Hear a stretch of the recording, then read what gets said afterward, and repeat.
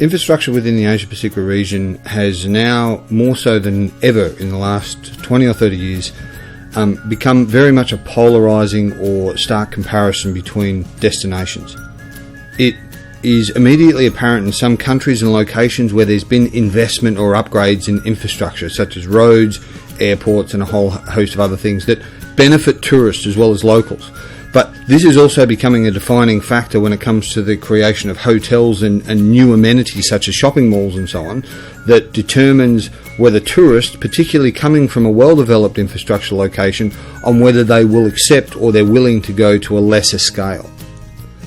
In particular, airports. There's been significant investment by a lot of countries, again depending on their economic positioning and their capabilities, GDP production, a whole host of other things, and also their drive and notwithstanding the scale. Some countries, for example, like Singapore or Hong Kong, only need to build one airport because they're such a small location, whereas countries like India literally have hundreds of airports to maintain and invest in. Now, they're focused on the more consolidated travel nexus, the areas where most people travel through, same for China, and there's been significant inroads and improvements when it comes to the airports. But the other thing of note to remember too is that whilst the airports may have been upgraded, the standard of service or the government institutions or all of the sundries and amenities that go with that haven't quite caught up.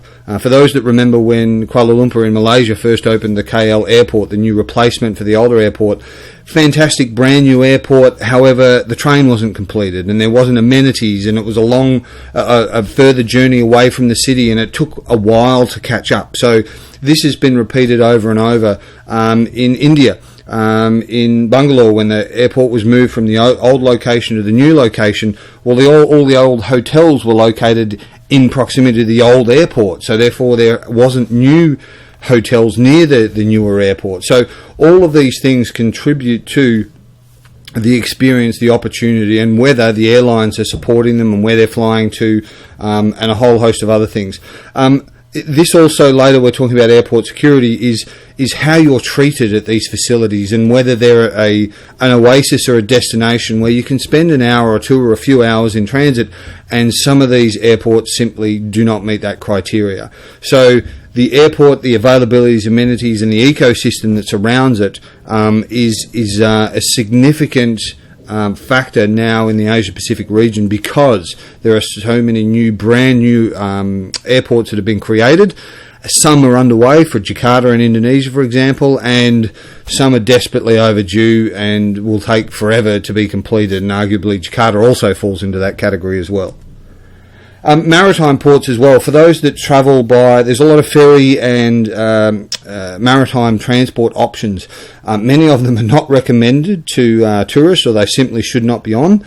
But we're seeing an increase in cruises. We're seeing an increase in ports and port development and the associated tourism that goes with that, particularly those coming from the European markets. There's quite a lot of Australians that are getting on them, and they're marketing quite aggressively and offering these package deals, stopping at a number of ports. But again, whilst the ports have been upgraded, in some instances the destinations themselves haven't quite caught up, or they're simply not prepared for a sudden influx, because you could get far more arrivals typically in a maritime arrival than you would with an aviation arrival. The infrastructure of taxis and trains and to and from, and a whole host of other things associated. But again, there's been investment in this area. However, it's not as significant and it's not as prominent or well known, simply because aviation travel remains the mode of transport of preference for most travellers, or it's where the economy of scale is for companies as well as providers, because the airports have been and continue to dominate the landscape when it comes to travel. Hotels themselves, and I touched upon this before, many hotels in China, for example, Beijing, Shanghai, are brand new hotels, many new hotels in Singapore and Hong Kong and so on. And then when you travel to other locations, and Australia is a very good example, they're old and antiquated. There are many outdated hotels. Parts of Bangkok are starting to show polarized or different ends of the scale as well. Some of the hotels that have been around for a long time, and some that are brand new and have all of the latest amenities and very contemporary designs. Again, this is a point of distinction for a lot of tourists as they make selections and choices. They're either gravitated towards the new hotels or promoting and promising new experiences and better proximity to shopping districts, or they may also be integrated with shopping hubs themselves, or even transport nodes in some locations. However, it's significantly different across the spectrum. There are still hotels that are struggling to get by, that are trying to charge additional costs and fees for poor breakfast, bad Wi-Fi, and a whole host of other sundries to try and be competitive. However, quite frankly, they're old and outdated hotels, and many consumers vote with their feet, or that is, they go somewhere else, or they look at these economic differences and go, well, $50 or $100 or $200, and they're simply migrating towards the newer facilities. India has a significant problem in this space. Many older traditional hotels from the colonial era and historical sites, fantastic. However, a lack of upgraded and new facilities in many of the hubs such as Delhi, Bangalore, Mumbai and so on. China as well, it's in stark comparison. If you go to an older hotel, and when I mean older hotel, sometimes this can be 5 or 10 years, it's often already started to fall into disrepair or bad service or not as popular, different type of staff levels compared to a brand new hotel that's recently opened in the last 12 to 18 months that has all of the modern conveniences and certainly standardized experiences. Thailand's experiencing a lot of this, Indonesia in particular, where there is a desperate need for newer and upgraded hotels. It's in stark comparison, and even prominent destinations such as Bali, there is the old and new and desperate need for renovation. So hotels as a choice when it comes to tourism are being influenced, and particularly now, it's no secret, with the TripAdvisors, the Expedias, the social media reviews, the sharing, the Instagrams, and a whole host of other means, is that people can find out very, very quickly, because hotels are often, in many instances, duplicitous with their advertising, and they show you fantastic rooms and amenities and so on. Some of those can be grossly outdated.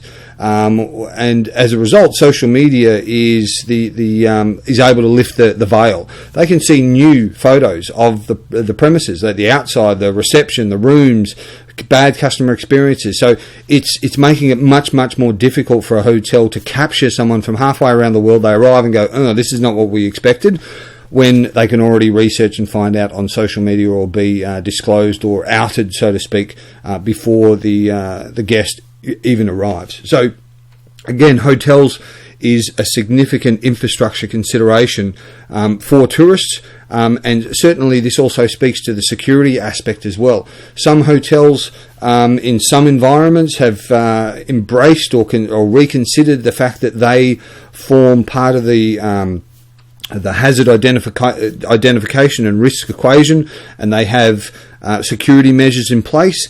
Others simply don't care. It's an open door policy. And distinctions such as, do you need a access control to get into the lift to go up to the rooms? Is there segmented rooms for female travellers?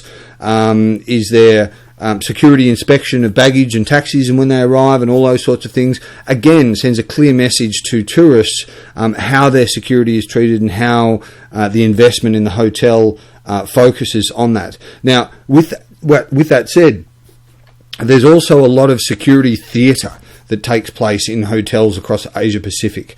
That is, when you arrive and there's a boom gate and there's someone inspecting the vehicle, a lot of those are just time-wasting theatre. They're ineffective checks. They're untrained individuals. They don't know what they're looking for. They don't know what the threat is in the first place. And the security doubles as concierge or bellhops or luggage handlers as well, or they have the magical wooden stick that they poke into your bag when they have a look, and the machine that goes ping, but everybody walks in and out. So you see a lot of what people, or even dogs, sniffer dogs, which have a limited effectiveness, for anybody that knows in terms of what they can detect and the period of time that they can be on station. They're simply pets in many aspects. So some people are taken in by that security theatre and go, oh wow, what a wonderful system we've got here, but again, applied unnecessarily or evidently ineffective. Even your general tourist can go, well, that was a waste of time, or what's that carry on? And the inconvenience of it can also play into people's choice. You go, I don't like that hotel, because they force you to get out of the car and they search the vehicles and your bags. And so, again, there's a balance that hotels have to make between satisfied guests and people that will simply shop elsewhere. Roads, increasingly, this is one of the infrastructure aspects. Anybody who travels to areas of cultural significance, if we use the Taj Mahal, for example, in India, arrival at the airport in Delhi, and staying at a hotel is one thing, but the 3 or 4 hours plus journey to Agra and back, if you're overnighting there and travelling back, it's a consideration, a significant consideration, particularly road safety, the standard of vehicles, the competency of drivers, trucks, motorcycles, livestock, proximity to children, schools, inclement weather, and a whole host of other things. When many travellers arrive in destinations, they fail to identify or appreciate the amount of time that they will spend on the roads. So they might jump in a tuk-tuk, which is a little three-wheeled motorcycle type apparatus, quite common in India and Thailand and Indonesia and various parts of Asia Pacific. However, highly dangerous, both to locals as well as visitors. And therefore, it's not until something happens that they appreciate that, well, seatbelts are worn for a reason, and there are road safety legislation in their own countries for a reason, and vehicle control measures, and a whole host of, not to mention emissions, for reasons, whereas in many parts of Asia Pacific, simply non-existent. You'll still find cars from an era bygone in the past, colonial taxis in India, for a good example. They look wonderful and their heritage and a whole bunch of, but they simply don't have the same safety features or maintenance or standards that a modern motor vehicle will have, and it certainly doesn't compare to a little trishaw tuk-tuk type vehicle as well. So roads themselves are being invested, but as for many who've been through Bangkok when they were building the trains, in Malaysia as well, is that any infrastructure, particularly when there's already a burden on the traffic conditions already, any enhancement in infrastructure when it comes to roads makes it almost unbearable during the period of construction. Jakarta is starting to show signs of that now, or trying to, with the increase of use of buses and overpasses and a Skylink type investment and a whole host of other things. So whereas locations like China, the country builds things very, very efficiently, quickly, and without a lot of fuss. Airports appear, cities appear, roads appear. It's maintenance and safety standards that sometimes falter later on down the track, or where corners were cut.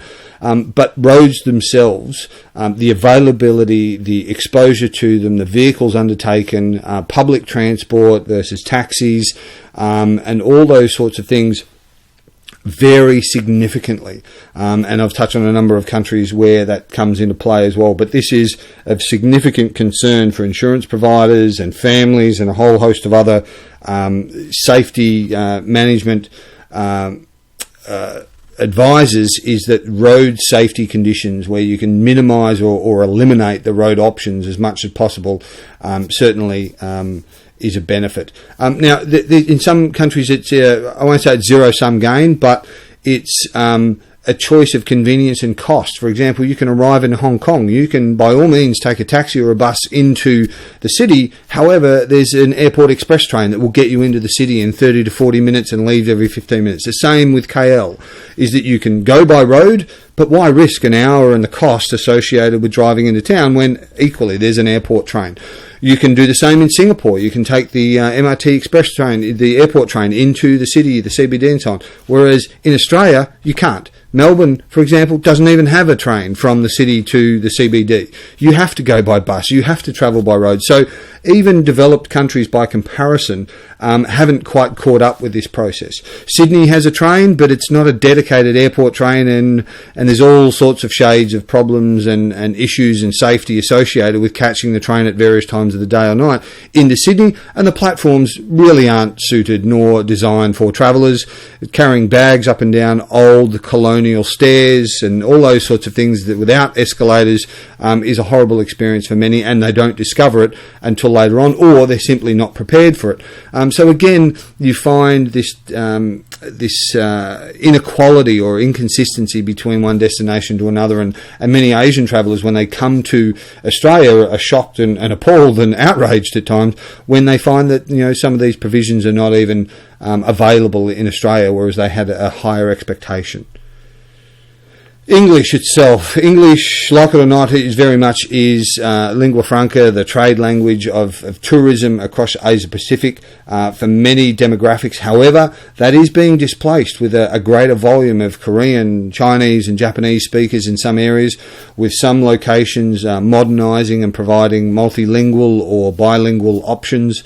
However, consistency between the markets, English still is a dominant or predominant language, which again determines the choice or the selection process, or whether the local communities have learnt, whether it be a pidgin English or a tourist English as is found in parts of Phuket and Bali and so on, have they learnt or have they invested in schools and opportunities and the communities? Is it taught in schools at all? So that's also been a changing dynamic in some locations which make a lot of money and are highly dependent upon tourist dollars, is whether they have the language skills, and I'm singling out English as an example, of whether they're able to accommodate an increase in tourism, or whether that initial destination is able to expand to accommodate second and third tier cities within that location. Even